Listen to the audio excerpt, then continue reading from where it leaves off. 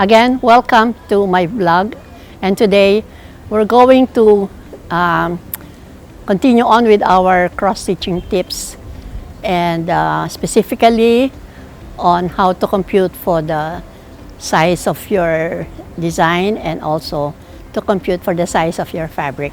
And then I will add more on the how to start your cross-stitch. Talagang it's very important for me na ang inyong mga cross-stitch walang buhol o knots on your project. So we will take that up, including the computation of the design of the fabric and your design. So I hope you were able to watch the first one we made. And so let's prepare ourselves in listening to the other tips on cross-stitching. Thank you.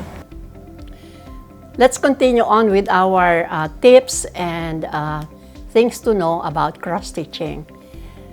Last time, we talked about the materials and how to do the basic stitches, how to thread your needle. But I think I would like to emphasize on how to start your cross-stitching. Kasi it's very important talaga that you don't let your knots stay on your project. The first one we talked about last time was the loop method. I'm going to show again how to do it with the loop method. Remember, you have to have this loop to start with the loop method.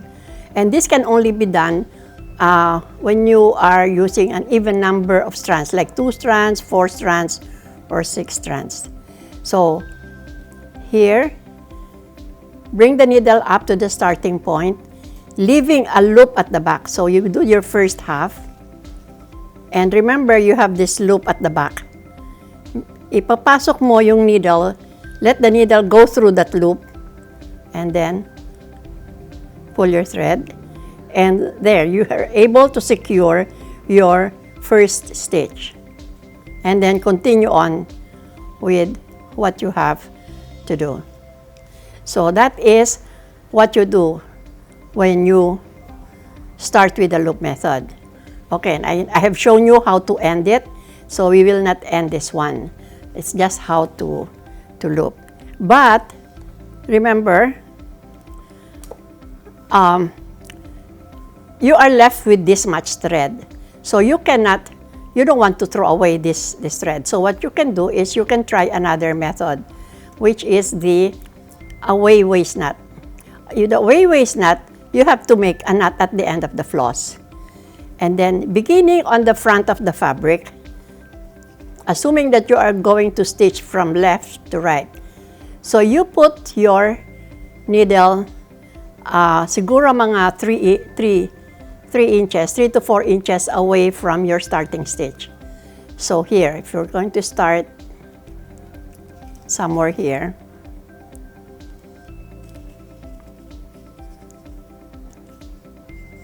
then you start doing your cross stitch. To save time, assuming na nagawa na natin yung number stitches that we are going to make, once you have done doing the complete cross stitch, what you do is, first, you secure the end of your stitches. Like the one we did before, ipapasok mo dyan, no? And then you cut, assuming that you have more stitches already. So you will cut your thread, and this is how you do with the away waist knot. This is your thread, or this is your knot. You cut it, kailangan, that's why it's called waist knot, kasi tinapon natin yung knot. And then go back to the back of your work. I'm sorry. You go back to your work at the back, and then you will thread this thread onto your needle, and then ipapasok mo again siya doon sa nagawa mo ng stitches. That way, you're able to secure also your starting thread. So importante, it has to be long enough for you to put it back on your needle and do how you end your cross stitch. Another way is, they call it the tail method. Last na to. I'll teach you how to do the tail method. Okay, So you still have this much thread left, and this is another way to start. This is called the tail method. Okay, you can either make a knot or just leave it like that. So if you are going to start here on the same line, you go and put your thread leaving siguro mga 1 inch. But if this is your thread, you should start on the 1 stitch below, 1 hole below your intended cross stitch. So here, you leave it there and you do your cross stitch, your half stitch. With this one, you have to make sure na naiipit mo yung thread mo na naiwan sa likod. See? Again, your half stitch, and then make sure you are catching the thread that you left para ma-secure yung first stitch. Okay? And once you've done that, kung natapos mo na and then na-cross mo na yung mga stitches mo, all you have to do is cut that extra thread.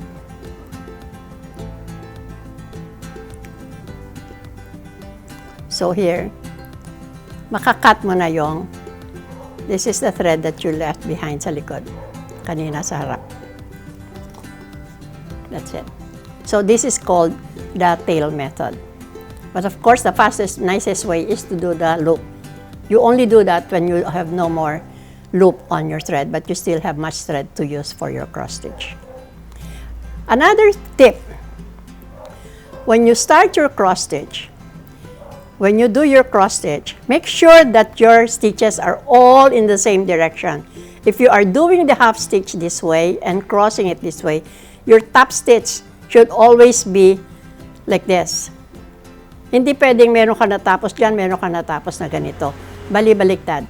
It will not have a very smooth effect on your work. One more thing, when you do the cross stitch, use the stab method.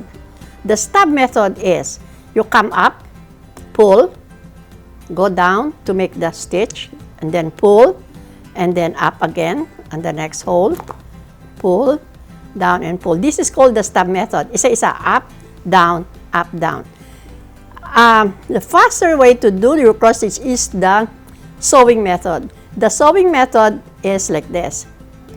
You come up, and when you do the diagonal, you go down and up at the same time. Parang nagsisave ka ng 1 step. Again. Up and up. So, sabay yung pag down and up mo. You get better stitches if you do the stab method. So, I would recommend using the stab method. Mas matagal, but you have better stitches doing that.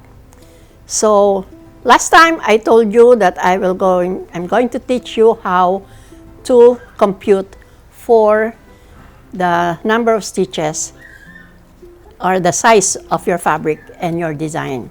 Last time I told you that I'm going to teach you how to compute for the size of the fabric and also for the size of your design.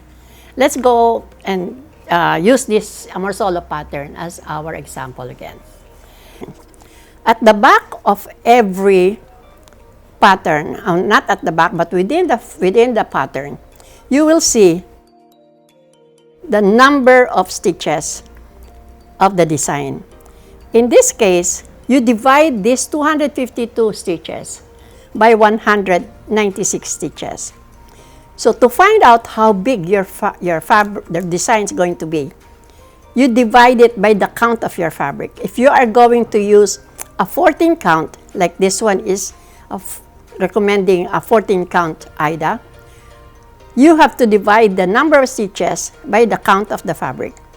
And you will come out with 18 inches. And the other one is 196 stitches divided by 14, which is the count of your fabric, and you'll come up with 14 inches. 18 inches by 14 inches. That is the size of your design. if you are going to have your fabric, your cross-stitch project framed, you have to add allowance on around your fabric, or for any design, but either it's going to be a throw pillow or something, you have to add allowance.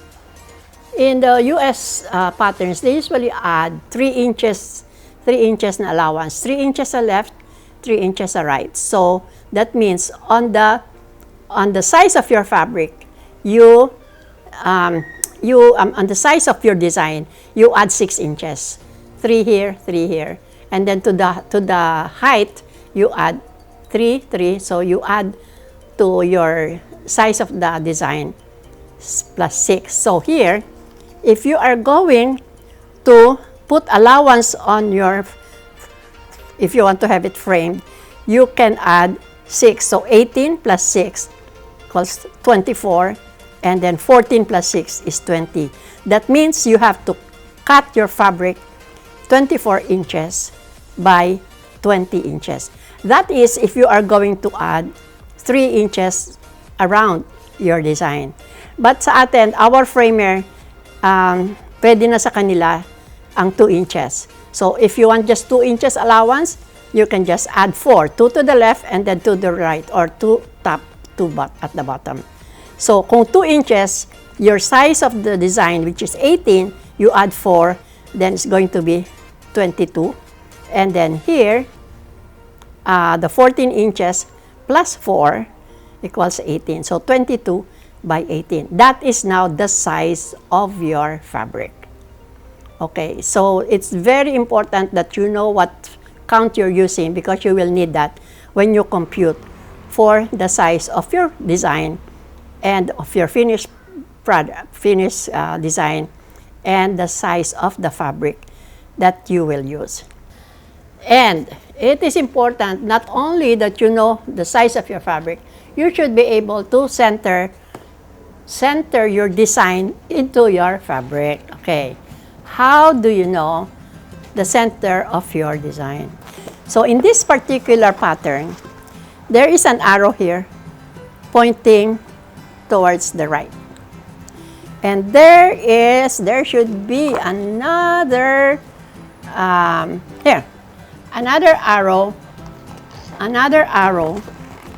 pointing down naman. So if you let these two arrows meet, this going to the right and this is going down, where they meet, which is shown in this red dot. See this red dot? That is the center of your design. And then you can either start there or here. Depende kung anong sinulid ang gagamitin mo. By the way, I forgot to tell you that in your pattern, there will be symbols. Each symbol represents one DMC color number here. So when you see this symbol, that means you are going to use this thread. If you see this symbol, you can use this, so on and so forth. So please do not be overwhelmed by this that I'm telling you. You can start with a small project. And they are not only framed, no? You can make small designs like this flower designs made into a throw pillow. Marami pwedeng small wall hanging. And I remember I have a friend na I gave her a cross-stitch. Pero I had it framed kasi it will be for her garden, baka kasi madumihan, no? It is a frame, the design, I found it in one of the, leisure arts magazine. Before, ang dami-dami mga lumalabas sa mga magazine sa cross-stitch. Ngayon kasi center na lang tayo sa mga patterns. But in one of the magazines, I saw this design about the garden. Time began in a garden, something like that. So I'll show you the picture of that frame. And I gave it to my friend, a special friend, Flor Gozon-Tarriela. She owns Flor's Garden. And I thought, when I saw that design, I thought of her, and I made that cross-stitch on linen and gave it to her. The important thing about it is, I put these charms of garden tools on the pattern. Wala siya sa pattern, pero I added this and it added so much meaning and parang naging interesting yung piece because of the added charm that I put. Usong-uso ngayon ng plantito and plantita. So if you want to make a small cross-stitch project, if you have a small, anything about gardening or the flowers, I have lots of this. You can PM me if you like to buy these charms. Very cute and very nice for plantitos and plantitas. Hello, hi, I'm Flor Gozon-Tarriela and I'm a gardener. I'd just like to show you this wonderful work of art, wonderful work of love, handmade by my good friend Lilli de Leon, who I call the Needlecraft Queen. Look at this, time begun in the garden. Isn't it beautiful? I'm also the proud owner of another gift from my friend Lilli, this beautiful cross-stitch, the fruit of the spirit. Love, joy, and peace. Especially in these challenging times of the pandemic, may we all have the fruit of the spirit, love, joy, and peace. Thank you and God bless. So, yun nga, pwedeng, you can use many things for, mga cross-stitch. You can put it on your towels, maglagay ka sa Aida, and then you sew it on the edge, the end of one of the ends of the towel, something like that. So, huwag kayo matakot. Start with a small project, and then you can move on. Basta nakagawa na kayo sa small project. Any size of cross-stitch design, you can do it. So, next time, I'll teach you more needlecraft. And maybe we will do a hardanger lesson next time. So that's about it for today. Tips on cross-stitching. Before I say goodbye, I would like to show you one of my framed cross-stitch projects. It's very special to me because it's a little bit different from the normal cross-stitch designs that we do. It is a quilt design, and the reason why I like it is para siyang 3D. You stitch this area on a separate fabric, this ones and this, all the quilt designs, and then tsaka mo siya ilalagay ulit. Ipapatong mo siya doon sa di ba? It's kind of unique. So I tell you, you have so many things that you can do with your cross stitching. So enjoy and happy stitching.